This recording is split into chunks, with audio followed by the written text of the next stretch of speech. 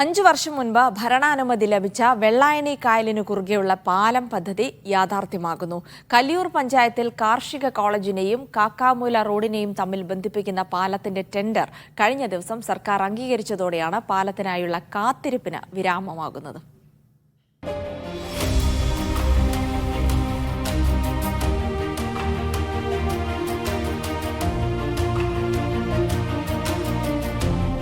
അടുപ്പിച്ച് 2 മഴ പെയ്താൽ ഇതാണ് വെള്ളായണി പാലത്തിന്റെ അവസ്ഥ. പാലമേത് കായലേത് എന്ന് തിരിച്ചറിയാൻ പോലും കഴിയില്ല.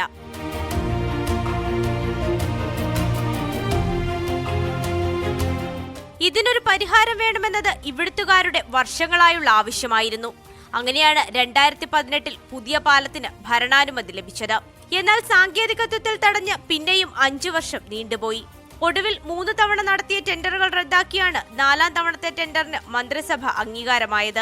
പബ്ലിക് യൂട്ടിലിറ്റി സർവീസുകൾ കൊണ്ടുവരുന്നത് ഈ പാലത്തിലൂടെ പാടില്ല എന്നുള്ളതൊരു നിബന്ധന വന്നതിൻ്റെ അടിസ്ഥാനത്തിൽ അതിനുവേണ്ടി പ്രത്യേകം ഒരു സംവിധാനം ഒരുക്കേണ്ടി വന്നപ്പോൾ ഇതിൻ്റെ എസ്റ്റിമേറ്റ് തുക 25 കോടി രൂപയായി വർദ്ധിക്കുകയാണ് ഉണ്ടായിട്ടുള്ളത്. ആദ്യം ഒരിക്കൽ ടെൻഡർ ചെയ്തപ്പോൾ അവർ 35% എബവാണ് കോട്ട് ചെയ്തത്. 10% അധിക തുക മാത്രമേ കൊടുക്കാൻ വ്യവസ്ഥയുള്ളൂ. പിന്നെ കൂടുതൽ അധിക തുക കൊടുക്കണമെങ്കിൽ മന്ത്രിസഭ തീരുമാനം എടുക്കണം. മന്ത്രിസഭ റീടെൻഡർ ചെയ്യാൻ പറഞ്ഞു. 4ാമത്തെ തവണയാണ് ഇപ്പോഴുള്ള ആൾക്ക് കിട്ടുന്നത്. കിഫ്ബി ഫണ്ടിൽ നിന്ന് 26 കോടി രൂപ ചെലവഴിച്ചാണ് 250 മീറ്റർ നീളമുള്ള പാലം നിർമ്മിക്കുക. വിനോദസഞ്ചാര സാധ്യതകൾ കൂടി കണക്കിലെടുത്താകും പാലത്തിന്റെ രൂപകൽപ്പന.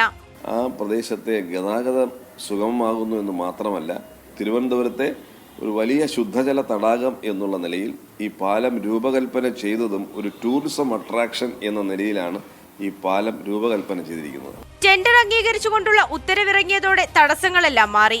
ഇനി പ്രോജക്ട് എക്സിക്യൂഷൻ ഡോക്യുമെന്റ് കിഫ്ബി അംഗീകരിക്കുന്നതോടെ കരാർ വെച്ച് നിർമ്മാണം ആരംഭിക്കാനാകും. മീഡിയ 1 തിരുവനന്തപുരം.